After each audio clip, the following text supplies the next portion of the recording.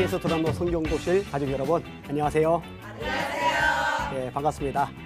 디모데 전후서 강의하게 된 안희한 목사입니다. 지난번에 말씀 전반에 대해서 이야기를 나누고 오늘부터 이제 본격적으로 디모데 전서 후서 아직 공부를 하려고 합니다. 저와 여러분이 잘 알고 있는 사도 바울은 원래 예수 믿는 사람이 아니었죠. 박해자였죠. 스테반이 돌에 맞아 죽을 때 증인들의 옷을 지켰던 사람이 사도 바울입니다. 교회를 잔멸하려고 나섰던 인물이 사도 바울입니다. 그런데 이 사도 바울이 예수님을 만나게 되는 배경이 사도행전 9장, 22장, 26장 세 번이나 반복해서 나와요. 이제 그만큼 의미 깊은 사건이죠. 거의 이제 살기가 등등했다고 되어 있어요. 근데 사도 바울이 교회를 박해하고 기독교를 박해한 거는 요즘 안티 기독교인들이 교회 박해하거나 기독교인 박해하는 것과는 좀 차원이 달라요. 사도 바울이 기독교인을 못되게 굴었던 이유는 사실 성경적인, 이 구약 성경적인 배경에 기인을 합니다. 신명기에 보면 나무에 달린 자마다 저주 아래 있는 자라. 근데 예수님은 십자가 나무에 달려 죽으셨거든요. 그러면 예수님은 저주받은 자란 말이에요. 저주받은 자를 하나님의 아들이라고 믿는 예수쟁이들은 신성 모독자들인 거예요. 그들은 살려두면 안 돼요. 죽어도 싸요. 그렇기 때문에 박해를 한 거거든요. 그런데 이제 다메섹 도상에서 예수님을 만나게 됩니다. 정오인데 해보다 더 밝은 빛이 비쳐요. 그리고 음성이 들려요. 사울아, 사울아, 어찌하여 네가 나를 박해하느냐? 누구십니까? 나는 네가 박해하는 예수다. 꼬꾸라집니다. 아나니아가 와서 안수 기도해 줄 때 눈에서 비늘 같은 것들이 떨어지면서 다시 보게 되고, 그리고 즉시로 예수님을 전하러 다니기 시작을 합니다. 그러면서 바울 사도가 깨닫는 것이 있는데 뭐냐면 예수님이 저주를 받은 건 맞아요. 그런데 저주를 받은 게 본인의 죄 때문에 저주를 받은 게 아니라 저주받아서 지옥에 떨어져야 돼. 죄 때문에 저주받고 심판받아야 될 사람들의 죄를 대신 짊어지고 저주받은 거라는 걸 깨닫게 되는 거예요. 이것을 잘 드러낸 구절이 갈라디아서 3장 19절입니다. 우리를 위해서 대신 저주를 받았다라고 말씀을 하고 있거든요. 그 다음부터 예수님을 전하기 시작을 하는 거죠. 여러분 예수님의 비유 중에 밭에 감추인 보화 비유를 아실 거예요. 그 당시는 지금처럼 금융업이 발달하지 않았으니까 돈 많은 부자가 금은 보화를 땅속에다 이렇게 묻어둬요. 그런데 아내한테도 말을 안 해요. 왜냐면 퍼가거든요. 남편 비상구 숨겨놓아서 찾게 되면은 그거 그냥 모른 척하는 아내를 별로 없거든요. 당연하다는 식이야. 그리고 자식들이 알았을 경우라도 그 퍼가는 사람 반드시 있거든요. 그러니까 아내도 모르고 애들도 모르고 본인만 아는 거예요. 근데 그 당시에는 밀란도 많고 전염병도 잘 돌고 또 이런저런 사건 사고가 많고 치안이 안정되지 않은 시대이기 때문에 자, 예를 들어 어딘가 여행을 갔다가 불의의 사고로 또는 질병으로 죽었어요. 문제는 보물을 아무도 모르는 거예요. 시간이 지난 다음에 어떤 소장농이 돈을 내고 그 땅을 빌려요. 열심히 밭을 갈다가 우연히 이 보물이 감춰져 있는 그곳을 파게 된 거예요. 뭐 걸려. 이게 뭐지?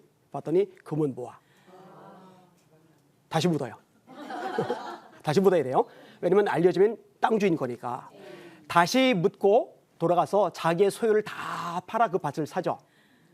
사람들이 미쳤다고 그래요. 돌았다고 그래요. 정신 나갔다고 그래요. 그깟 밭대기 살라고 집도 팔고 재산 다 팔고 뭐 하는 짓이냐고. 근데 남들이 뭐라 하든 말든 욕하든 말든 미쳤다 하든 말든 상관없어요. 왜냐? 받거든요. 이게 이제 천국이라는 거죠. 천국을 정말 본 사람은 남들 볼 땐 이해가 안 가는 거예요. 아니 왜 이렇게 헌신하는 거야? 왜 이렇게 봉사하는 거야? 왜 이렇게 헌신하는 거야? 왜 이렇게 충성하는 거야? 왜 이렇게 헌금하는 거야? 왜 자기 몸 사리지 않고 자기 전존재 다 쏟아부어서 저렇게 애를 쓰는 거야? 근데 이유가 있는 거예요. 천국을 본 거죠. 그리고 천국을 주시는 분이 예수님이신 거고요. 바울 입장이 그런 거예요. 바울의 고백 중에 빌립보서 3장에 이렇게 말씀하더라고요. 그러나 내게 유익하던 것을 다 해로 여길 뿐더러 또한 모든 것을 해로 여김은 내 주 그리스도 예수를 아는 지식이 가장 고상하기 때문이다. 내가 그를 위하여 모든 것을 잃어버리고 배설물로 여김은 그리스도를 얻고 그 안에서 발견되려 함이니 내가 가진 의는 율법으로 말미암은 것이 아니요 오직 믿음으로 말미암은 것이니 그 믿음으로 하나님께로부터 난 의라. 예수님 발견하고 나서 보니까 로마의 시민권자인 것, 가말리엘 밑에서 최고의 학력 수준을 닦은 것, 바리새인 집안 사람인 것, 제사장 등 권력자들이 신임이 두터운 것, 율법에 박식한 것, 히랍 철학에 능통한 것, 그 당시 영어나 마찬가지인 히랍어에 능통한 것, 이 모든 것들이 빛을 잃어버리는 거예요. 배설물과 다름없다는 거예요. 여러분 혹시 화장실 가서 큰 거 보고 나서 아까워서 물 못 내리는 분 있으세요? 한 30분 동안 들여다보면서 이거 어떻게 물 내려? 속상해서 차마 못 내려. 막 가슴앓이를 하다가 그냥 끙 하고 그냥 물 내리는 사람 없단 말이에요. 네, 그게 배설물이거든요. 배설물. 그 예수님하고 비교를 해보니까 나머지 좋던 것들, 아름답던 것들, 대단한 것들 다 배설물 같은 거. 비교 자체가 안 되는 거예요. 여러분 네온사인이 알록달록 예쁘고 찬란하고 화려한데 그게 밤이니까 예쁘고 아름답죠. 해 떠봐요. 켰는지 안 켰는지도 몰라요. 전 지금도 확신을 해요. 저 자신도 예수님을 만나고 나니까요.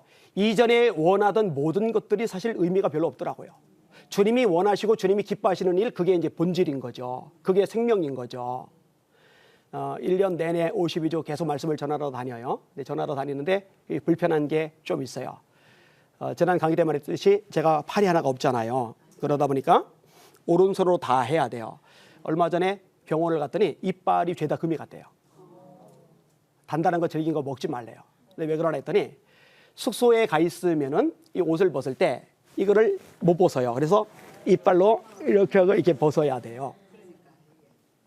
오른손과 왼손이 할 일을 오른손과 이빨이 다 하다 보니까 이 이빨이 균열이 다 생겨져 버린 거예요. 그러니까 이런저런 연약하고 약한 부분들이 있는데 누가 저보고 그러는 거예요. 아니 숨 막히지 않냐고, 질리거나 지치지 않냐고. 제가 뭐라고 했냐면은 너무너무 행복하다고 그래요. 왜냐면 주님이 기뻐하시는 일이니까. 솔직히 회사 가서 일해도 힘들어요. 사업을 해도 힘들어요. 그런데 주님께서 기뻐하시는 복음을 전하는 일로 힘들다는 거는 이거는 영광이고 특권이거든요. 제가 볼 때 바울 사도의 고백이 저한테 참 많이 와 닿더라고요. 한 번 더 인용을 할게요. 그러나 내게 유익하던 것을 다 해로 여길 뿐더러 또한 모든 것을 해로 여김은 내 주 그리스도 예수를 아는 지식이 가장 고상하기 때문이다. 내가 그를 위하여 모든 것을 잃어버리고 배설물로 여김은 그리스도를 얻고 그 안에서 발견되려 함이니 내가 가진 의는 율법으로 말미암은 것이 아니요 오직 믿음으로 말미암은 것이니 곧 믿음으로 하나님께로부터 난 의라. 그러니까 바울 사도는요, 그 다음부터 복음을 전하는 데 자기 전 존재를 쏟아부어요. 제가 사도행전 읽을 때 굉장히 감동을 느끼는 구절이 있어요. 늘 묵상하는 구절이 있어요.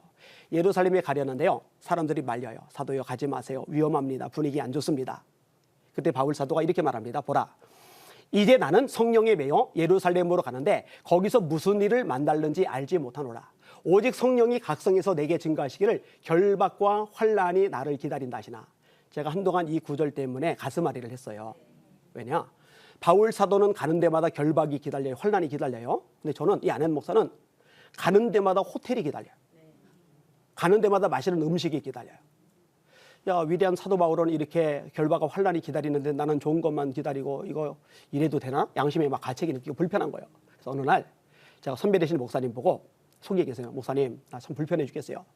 이 구절 좋아해서 늘 묵상하는데 묵상할 때마다 가슴이 걸려요. 그래서 그분이 이렇게 해명을 해주세요. 안 목사님, 바울은 젊을 때 제사장들 권력들 신임 받아가면서 떵떵거리고 누리며 살았고 후반에 고생을 했고, 안 목사님은 젊을 때 생고생 실컷 하다가 후반에 대접받고 다니고, 그러니까 앞하고 뒤하고 합쳐서 둘로 나누면 바울 사도나 안 목사님이나 쌤쌤이니까 마음 편하게 다니시라고. 이게 저한테 굉장히 위로가 되더라고요.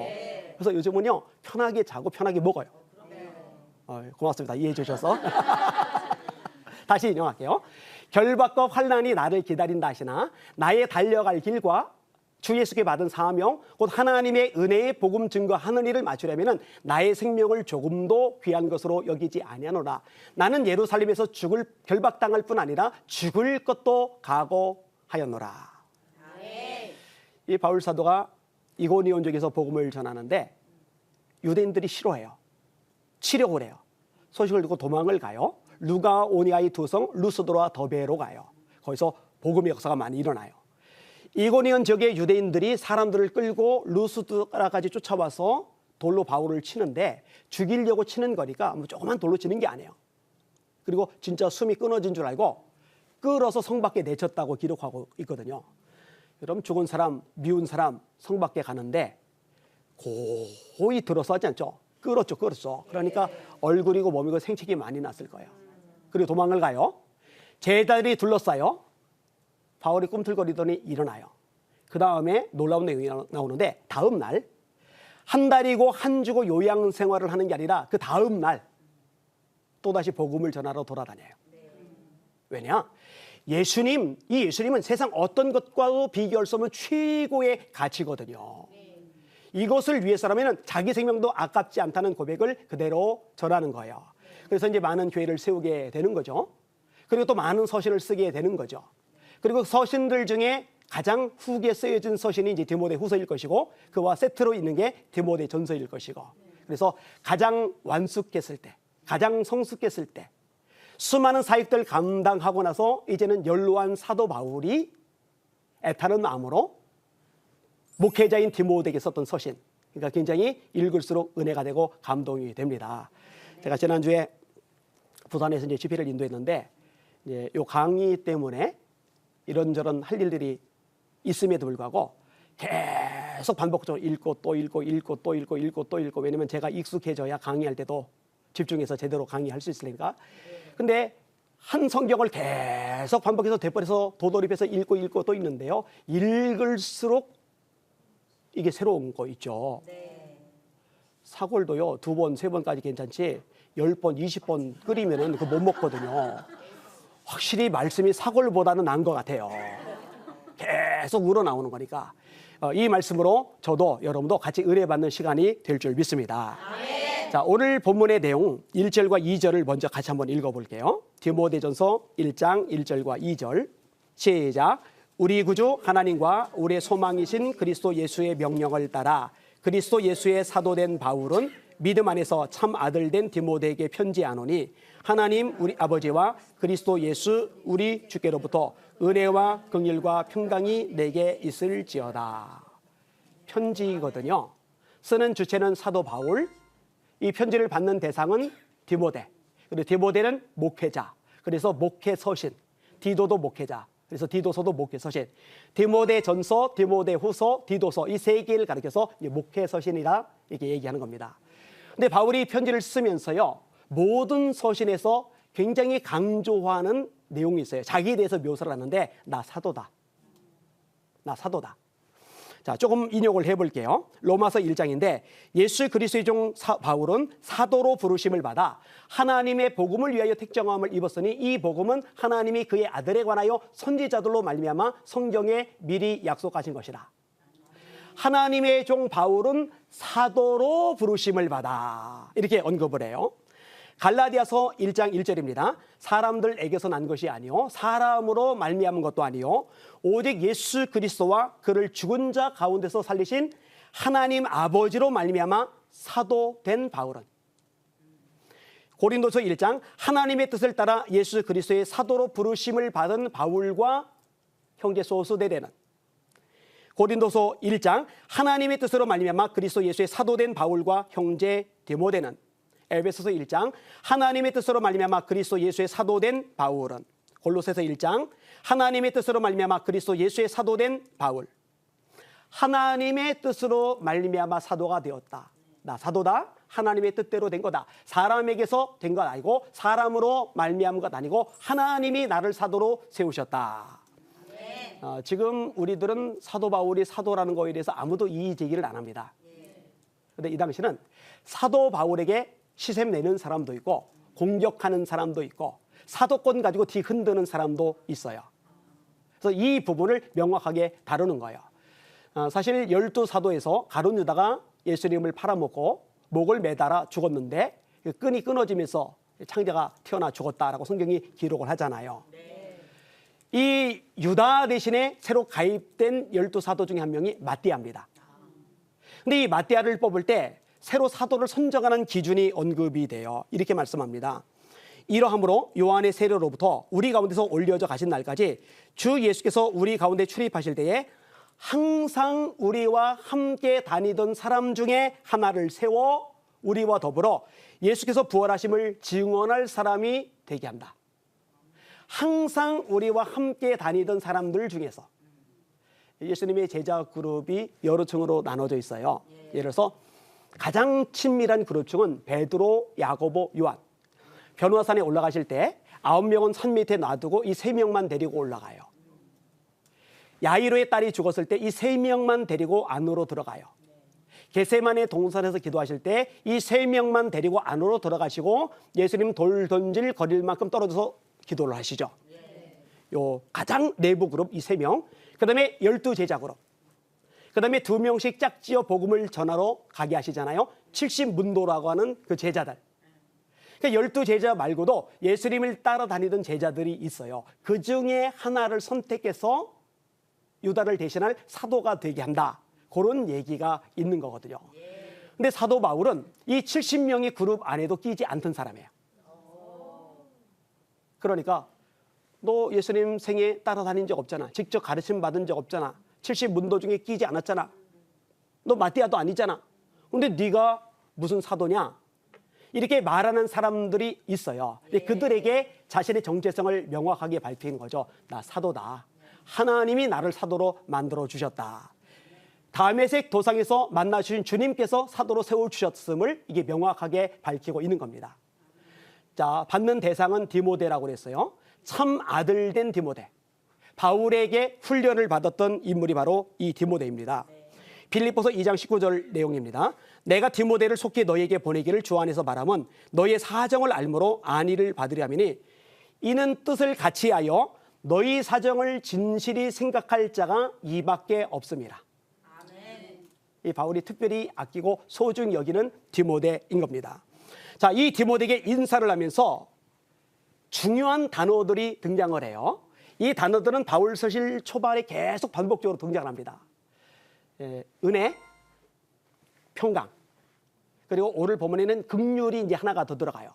대부분의 서신서에서는요, 아니 거의 모든 서신서에서는요, 이 긍휼은 빠져요. 은혜와 평강이 들어가요. 제가 그 내용을 조금 읽어드릴게요. 로마에서 하나님의 사랑하심을 받고 성도로 부르심을 받은 모든 자에게 하나님 우리 아버지와 주 예수 그리스도로부터 은혜와 평강이 있기를 원하노라. 로마서 1장 7절. 함께 있는 모든 형제와 더불어 갈라디아 여러 교회들에게 우리 하나님 아버지와 주 예수 그리스도로부터 은혜와 평강이 있기를 원하노라. 갈라디아서 1장 2절. 은혜와 평강. 다른 거 안 나오죠?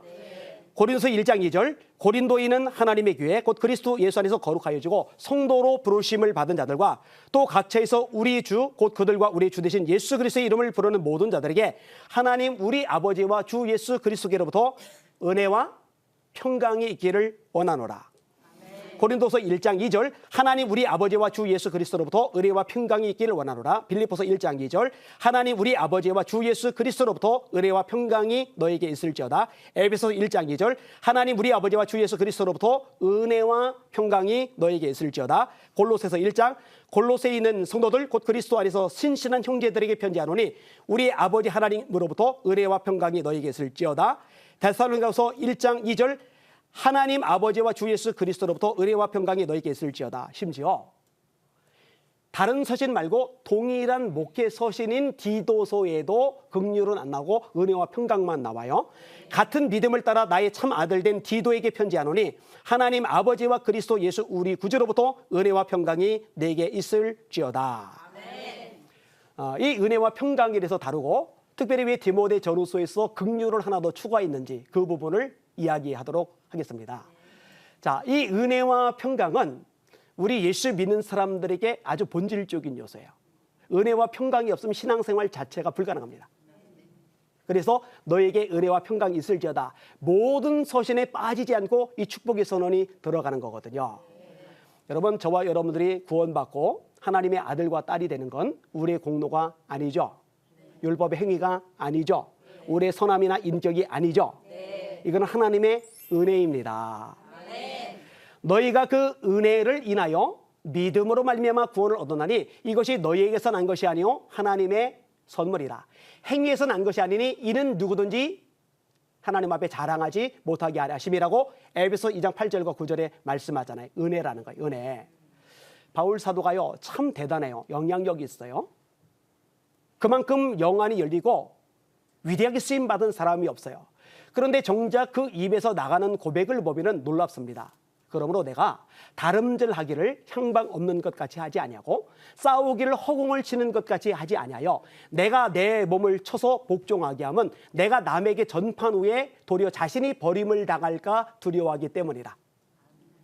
날마다 자기를 쳐서 복종시킨대요. 나 이 정도면 대단한 사도잖아, 위대한 능력의 종이잖아, 기가 막힌 하나님의 사람이잖아, 탁월한 말씀 전파자잖아, 이런 생각을 손톱만큼도 안 해요. 더 나아가 이렇게 말합니다. 나의 나된 것은 내가 아니요, 내가 아니요, 내가 아니요, 내가 아니요, 내가 아니요, 나와 함께 하신 하나님의 은혜로다. 하나님의 은혜가 아니면 자기의 존재가 정말 아무것도 아니라는 것을 누구보다 깊이 인식하고 있는 사람이 바울이에요. 마찬가지로 디모데에게도, 디도에게도, 또 빌립보교의 성도들에게도, 갈라디아 성도들에게도, 에베소 성도들에게도, 골로새 성도들에게도 동일한 거예요. 너희들에게 정말 필요한 게 있다. 하나님의 은혜다. 은혜가 없으면 안 된다. 그래서 너에게 은혜가 있을지어다 라고 이야기를 해주는 겁니다. 이 은혜가 우리 시티에서 두라노 성경교실 가족 여러분에게도 넘쳐나시기를 예수님의 이름으로 축원을 드립니다. 아멘. 자, 또 하나가 평강이죠. 평강. 이 평강 역시 신앙의 본질입니다. 여러분, 예수님이 우리 죄를 위해서 십자가에 죽으셨어요. 3일 만에 부활하셨어요. 제자들이 몰라요. 문을 걸어 잠그고 두려워 떨어요. 자기들로 해코지할까 봐 겁을 먹고 숨어 있는 거예요. 근데 부활의 주님이 걸어 잠근 문을 지나서 제자들에게 나타나세요. 나타나신 다음에 첫 번째로 하신 말씀이 뭐냐? 너희에게 평강이 있을지어다. 아멘.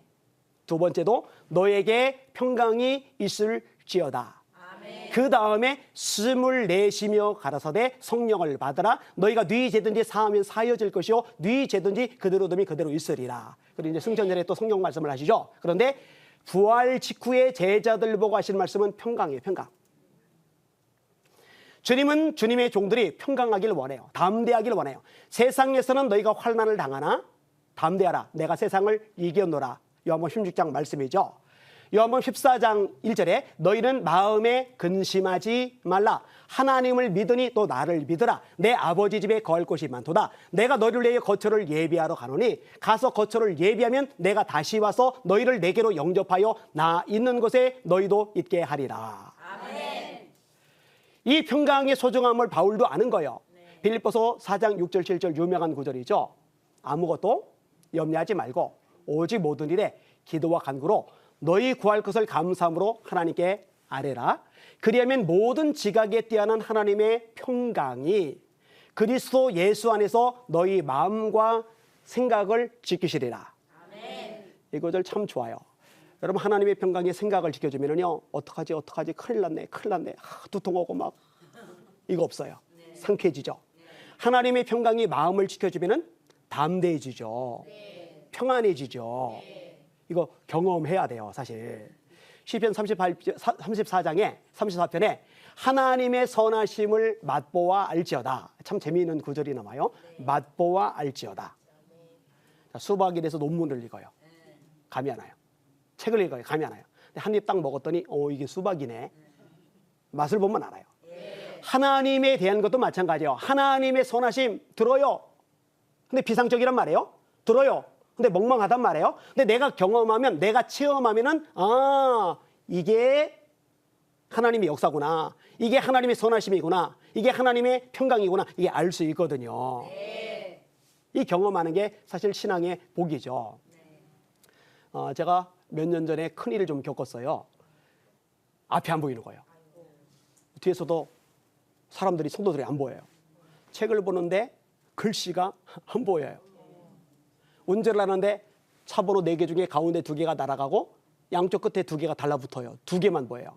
저는 처음에 그걸 모르고 여보 요즘은 차량 번호 2개짜리도 있나 봐. 그랬더니 아내가 2개짜리가 어디 있어요? 다 4개지. 아니야, 2개짜리 있어. 저기 앞에 봐봐. 4개예요. 아니 2개잖아. 4개예요. 저 차도 2개네. 제 눈에 이상이 왔어요.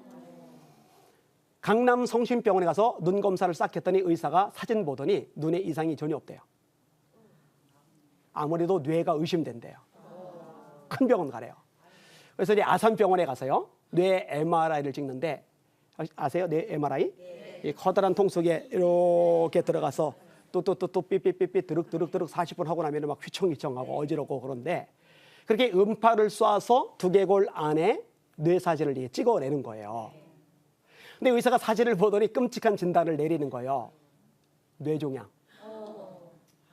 뇌수술을 받게 된 거예요.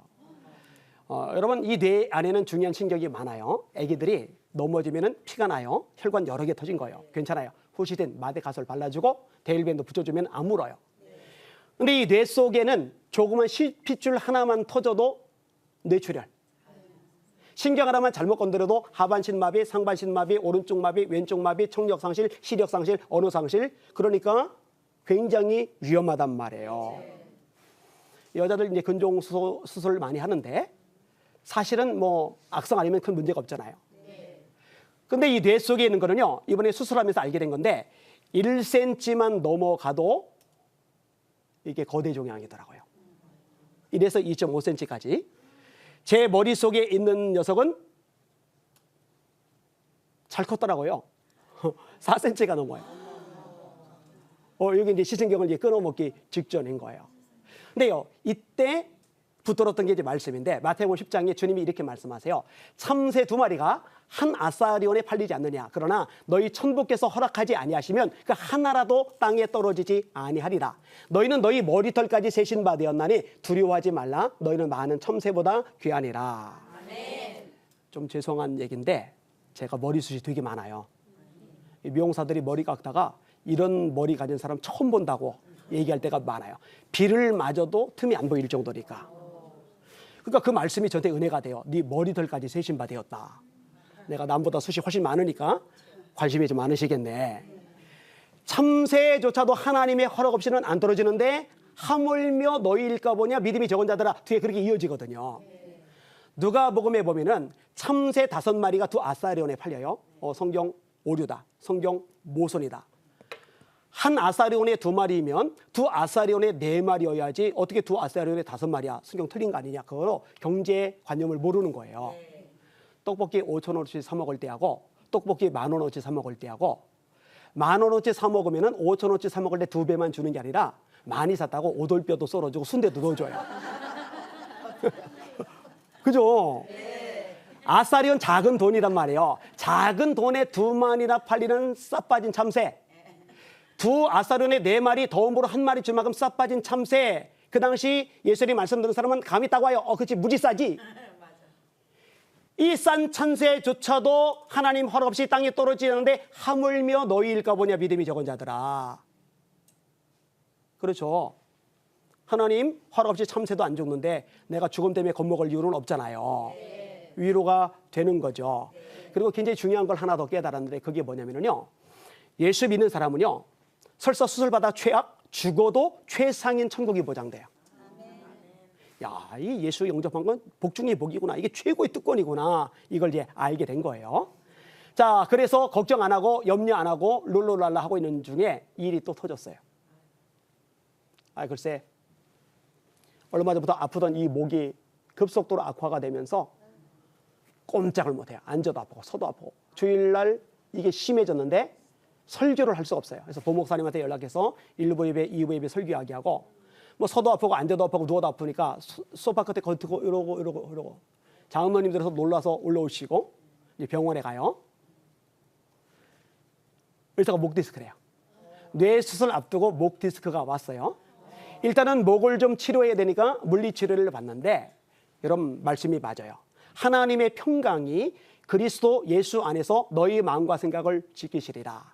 제가 그때 원망도 안 나오고 짜증도 안 나오고 불평도 안 나오고 내가 팔 하나 없어서 이것 때문에 생고생하다가 교회 개척해서 생고생하다가 이제 교회도 안정 찾고 살만한데 뇌수술 그러다 목까지 이게 뭐야 이런 생각 하나도 안 들어요. 누웠는데 룰루랄라 찬양이 나오는 거예요. 내 평생에 가는 길 순탄하여 늘 잔잔한 강 같든지 큰 파도로 무섭고 어렵든지 나의 영혼은 늘 편하다. 내 영혼 평안해 평안해 평안해. 아주 도전적인 구절이 하나 나오죠. 저 마귀는 우리를 삼키려고 입 벌리고 달려와도 주 예수는 우리의 대장되니 끝내 싸워서 이기리라. 내 영혼 평안해 평안해 평안해. 4절까지 다 불렀는데 물리치료가 안 끝나서 도돌이표 1절. 다시 열심히 불러요. 와, 평안이 대단한 거구나. 이 평안이 정말 위대한 거구나. 왜 바울 사도가 모든 서신에 하나도 안 빠지고 반드시 너에게 평강이 있을지어다 이 말씀을 하셨는지 이게 확 와닿는 그런 경험을 제가 했거든요. 그리고 이렇게 평안하니까 염려가 안 되고 담대하니까 하나님의 역사들도 참 많이 일어나더라고요. 기적들도 참 많이 일어나더라고요. 사실 제가 이 눈이 안 보여서 진료를 받아서 뇌종양 소식을 알게 된 건데 유명한 신경정신과 의사 한 분이 저한테 직접 와서 해준 얘기예요. 사람의 시신경은 현대 과학 의술로 복구가 불가능하답니다. 한번 망가지면 그걸로 끝이 돼요. 더 안 나빠지면 다행이랍니다. 근데 그거는 의사들 얘기고 과학 얘기고 의술 얘기고 하나님은 의술과 과학을 뛰어넘으시는 창조주시잖아요. 하나님 전능자시잖아요. 하나님이 못 고칠 질병 따위 없어요. 하나님 해결 못할 문제 따위 사실 없단 말이에요. 하나님이 제 시신경을 싹 고쳐주셨어요. 그래서 26년 전 총각 때보다 지금 눈이 더 밝아요. 이런 얘기를 하면은 이제 의아해요. 아니 눈이 그렇게 좋은데 그럼 안경을 왜 끼고 다닙니까? 안경 도수가 없어요. 이게 이제 도수가 없다 보니까 재미있는 일이 생기는데 한 번은 성도라고 밥을 먹는데 옆에 있는 분이 목사님 왜요? 안경알 하나가 없는데요? 만졌더니 눈알이 다요. 도수가 없으니까 안경알이 빠져도 빠진 걸 몰라요. 그럼 이제 궁금해하는 사람들이 또 있어요. 아니 그러면 불편하겠으니 도수 없는 안경을 왜 끼고 다닙니까? 아주 중요한 이유가 있는데 안경을 벗은 것보다 안경을 낀 게 인물이 낫대요. 그래서 평상시에는 여기다 이제 안경을 넣고 다니다가 이렇게 강의를 할 때 설교할 때 팬 서비스 차원에서 안경을 끼고서 제가 설교를 해요. 또 사진 찍을 때 안경을 끼고서 설교하고 이러면 이제 궁금해하는 사람도 있더라고요. 안경을 벗어 이렇게 보여주면 알아요. 자요 보아요. 여러분들은 영안이 열려서 좋게 봐주시는 거고 60 넘은 남자 집사님이 제가 안경을 잃어버린 채 안경 벗고 설교를 했더니 그날 전화가 왔어요. 도대체 못 봐주겠으니까 안경 사드릴 테니 안경 정하자고. 이런 분도 있어요. 아무튼 이 평강이란 부분이 굉장히 중요하구나. 뇌 수술을 앞두고 있어도 수술 전날만 의사가 3번 위험하다고 말을 했어도 하나님의 평강이 마음을 지켜주니까 요동을 안 하는 거예요.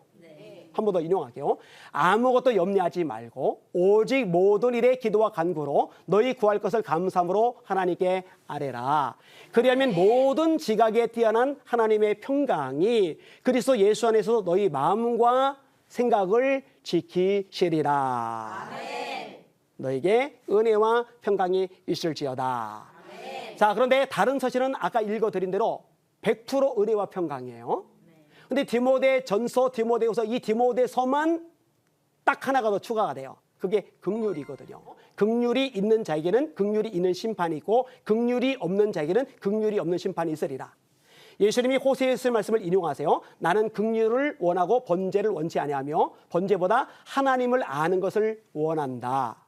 성령의 9가지 열매 중에 하나가 긍휼이잖아요. 예수님은 긍휼이 많으세요. 불쌍히 여기는 마음이죠. 예수께서 무리를 보시고 불쌍히 여기시니 이는 목자 없는 양과 같이 고생하며 유리함을 보셨습니다. 이게 바리새인들과 예수님의 결정적인 차이인데 자 누군가 못해요? 실수해요? 문제가 있어요? 바리새인은 왜 저 모양이야? 틀려 먹었네. 쯔쯔쯔쯔쯔. 근데 예수님은 불쌍히 여기세요. 이제 그게 긍휼이거든요. 그럼 바울 사도가 왜 여기에다가 긍휼을 하나 더 추가를 했을까? 이 디모데전서 앞부분 쭉 읽어 나가다 보면은요, 하나님이 자기에게 베풀어준 긍휼에 대해서 간증을 해요. 그 구절하고 연결이 되는 겁니다. 자, 내용을 같이 한번 읽어볼게요. 자, 디모데전서 1장 12절, 13절 제가 읽을게요. 자, 같이 읽어봅시다. 시작. 나를 능하게 하신 그리스도 예수 우리 주께 내가 감사함은 나를 충성되이 여겨 내게 직분을 맡기심이니 내가 전에는 비방자요 박해자요 폭행자였으나 도리어 긍휼을 입은 것은 내가 믿지 아니할 때에 알지 못하고 행하였음이라. 나 비방자였어. 나 폭행자였어. 나 회방자였어. 근데 사도가 된 거 이거는 하나님께 긍휼을 입어서 가능해진 거야. 그 얘기를 하는 거예요. 그다음에 뒤도 마찬가지예요. 15절, 16절. 시작. 미쁘다 모든 사람이 받을 만한 이 말이요. 그리스도 예수께서 죄인을 구원하시려고 세상에 임하셨다 하였도다. 죄인 중에 내가 괴순이라. 그러나 내가 긍휼을 입은 까닭은 예수 그리스도께서 내게 먼저 일체 오래 참으심을 보이사 후에 주를 믿어 영생 얻는 자들에게 본이 되게 하려 하심이라. 요 자세한 내용은 이제 다음에 공부를 하게 될 거고, 긍휼을 입었다. 긍휼을 입었다. 자기 얘기를 해요. 근데 그런 얘기를 하기 전에 원래 편지 쓰기 전에 하고 싶은 이야기가 미리 정리가 돼 있잖아요. 다른 서신서에서 은혜와 평강이 있을지어다 이건 당연히 들어가지만 이 긍휼의 항목이 가슴 깊이 와닿는 거죠. 그래서 은혜와 평강의 긍휼을 플러스해서 은혜와 긍휼과 평강이 너에게 있을지어다 이렇게 인사말을 쓴 거거든요. 자, 이게 이제 안부 인사, 문안 인사이고, 그 다음에 첫 번째로 이어지는 부분이 뭐냐? 이단에 대한 경계예요. 여러분, 이 당시는 교회가 오래되질 않았어요. 그러다 보니까 제도적인 면에서, 이 시스템적인 면에서 미비된, 조직적인 면에서 미비된 모습이 있어요. 그 다음에 분열 상황도 없지 않아 있어요. 고린도전서 1장, 2장 손절에 보면은 거기는 이제 아볼로파, 게바파, 그리스도파, 바울파에서 이제 갈라지기도 하고, 또 다른 교회들도 이런저런 이제 아우성들이 있고, 서신 보면 그런 내용들이 나오거든요. 이게 이제 내부적인 문제들이라면은 이제 외부에서 닥치는 어려움들이 있어요. 그 중에 하나는 유대주의자들의 핍박, 로마 제국의 핍박, 그리고 또 하나는 헬라적인 영향권에서 오는 이단 사상, 그 다음에 유대주의적인 영향권에서 오는 이단 사상. 그 중에서 오늘 보면 이 뒷부분은 외부적인 이 도전, 특별히 이단, 헬라 문화권적인 이단과 유대주의적인 이단, 이 두 가지 이단에 대한 경고를 해주고 있어요. 이런 식으로 정리를 해나가면은 나중에 디모데서 6장까지 끝나면은 이 전체가 이게 한숨에 딱 잡힐 거예요. 문안 인사, 그다음에 이단에 대한 경계, 이단에 대한 경계인데 헬라주의적인 이단과 유대주의적인 이단 이렇게 이제 정리가 돼 가니까요. 자, 말씀을 잠깐 좀 읽어볼게요. 3절과 4절을 한번 읽겠습니다. 시작. 내가 마게도냐로 갈 때에 너를 권하여 에베소에 머물란 것은 어떤 사람들을 명하여 다른 교를 가르치지 말며 신하와 끝없는 족보에 몰두하지 말게 하려 함이라. 이런 것은 믿음 안에 있는 하나님의 경륜을 이름보다 도리어 변론을 내는 것이라. 자, 헬라의 가장 큰 영향 중에 하나가 영지주의입니다. 들어본 적 있으세요? 영지주의? 이 영지주의는 영과 육을 이렇게 구분하는 영육 이원론에 뿌리를 두고 있어요. 다시 말해, 영은 선한 것, 육은 악한 것. 이 이원론적인 사고가 은연중에 교회 안에 들어올 수도 있어요. 그래서 예를 들어 교회에서 봉사하고 예배하고 찬송하고 기도하고 헌신하는 것은 영적인 것. 반면에 가정에서 설거지하고 밥 차려주고 청소하고 또 직장 생활하고 이런 것들은 뭐 별것 아닌 거. 절대 안 그래요. 절대 안 그래요. 골로새 3장에 보니까 종들 보고 해요. 종들이 하는 일이 뭐예요? 허드렛 일, 심부름하는 일, 음식 마련하는 일, 청소하는 일, 설거지하는 일, 온갖 잡동사니 일. 근데 그들 보고 바울이 이렇게 말합니다. 너는 무슨 일을 하든지 마음을 다하여 주께 하듯 하고 사람에게 하듯 하지 말라. 이는 유업의 상을 주께 받을 줄 알미니 너희는 주 그리스도를 섬기느니라. 아멘. 종들이 하는 별거 아닌 건데 주님께 하듯이 하면은 그거 상 주신다는 거예요. 여러분들 설거지할 때 주님께 하듯 하면 그 상 쌓이는 거예요. 네. 직장 생활할 때 주님께 하듯 하면 그 상 받는 거예요. 네. 이게 구분하지를 않아요. 근데 이 원론은요, 영과 육을 완전히 구분을 해버리는 거예요. 그래서 육적인 거, 영적인 거. 자, 그러다 보니까 이 물질계는 악한 것, 영적인 영계는 선한 것. 그러면은 이 물질계를 만드신 분이 여호와란 말이에요, 구약에. 네. 그럼 이 악한 것을 만든 여호와가 선할 수가 없는 거예요. 그래서 이 천지, 이 물질계를 만든 여호와와 예수님의 아버지인 하나님은 다른 존재다. 이렇게까지 얘기를 해요.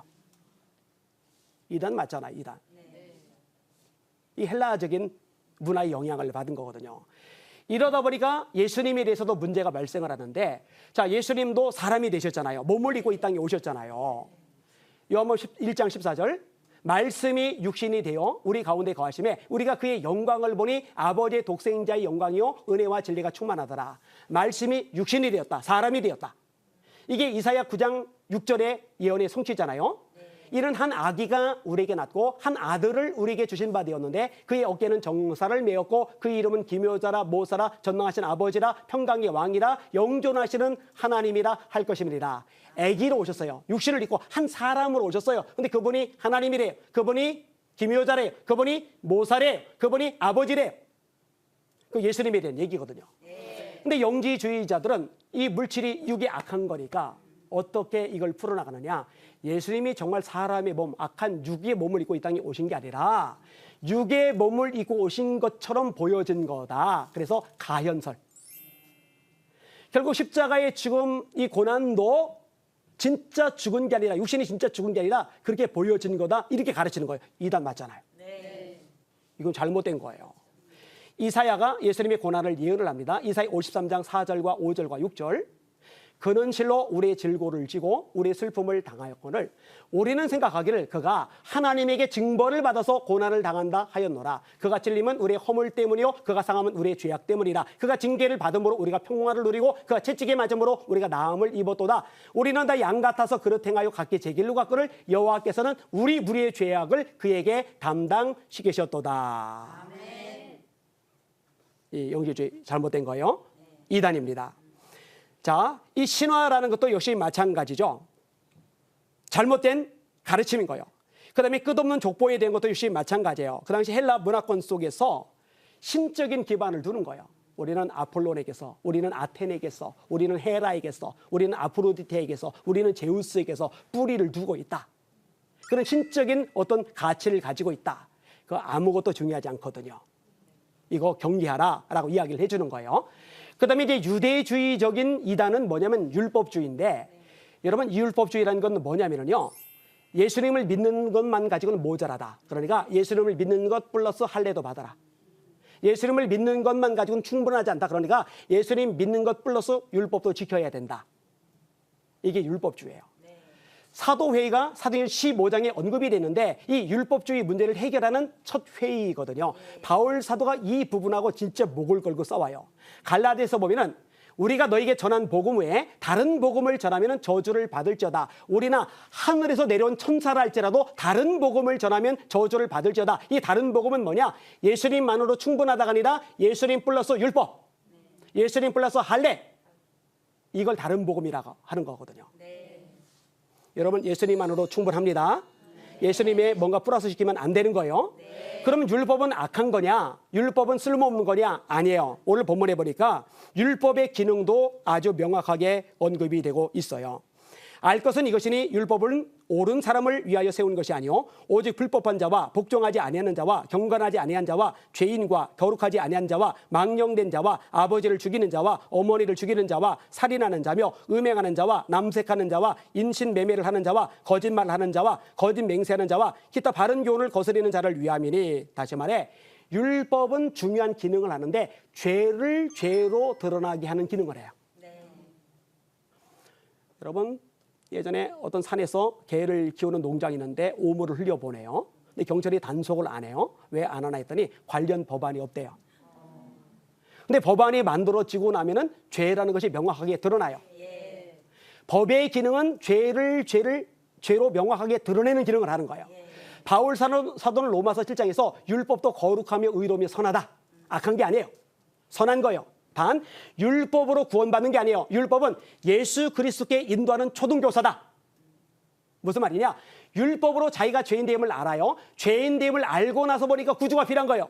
이 구주가 누구냐? 예수님. 왜 예수님이 구주냐? 우리 죄를 해결해 주니까. 그런데 예수도 믿고 율법도 지켜라. 이러면은 잘못된 걸로 돌아가는 이단이라는 거죠. 자, 정리 한번 해볼게요. 헬라적인 유단.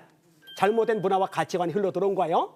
그 다음에 유대주의적인 이단, 예수님만으로 충분하지 않다. 할례도 받아야 된다. 이게 잘못된 거죠. 여러분 예수님 외에 플러스 시키는 건 다 잘못된 거예요. 예수님만으로 안 돼. 율법, 이게 율법주의. 예수님만으로 안 돼. 안식일도 지키고 유월절도 지키고 초막절도 지키고 이게 하나님의 교회 안상훈 중이네. 예수님만으로 안 돼. 예수님도 믿고 비유풀이도 알고 신천지. 예수님만으로 충분한 겁니다. 자, 정리하겠습니다. 오늘 문안 인사와 이단에 대한 경계, 문안 인사 디모데에게 은혜와 긍휼과 평강이 있기를 기원해 줍니다. 우리 CDS 시청자들에게도 은혜와 긍휼과 평강이 넘치기를 축원합니다. 이단에 대한 경계, 헬라주의적인 이단, 그다음에 유대주의적인 이단, 율법주의. 우리는 예수님 한 분으로 충분하다는 거, 이게 끝까지 잡아야 될 우리의 가치라는 거 잊지 않은 지혜롭고 복 있는 우리 청취자들, 시청자들 되시기를 예수님의 이름으로 축원합니다. 다음에 또 뵙겠습니다. 감사합니다.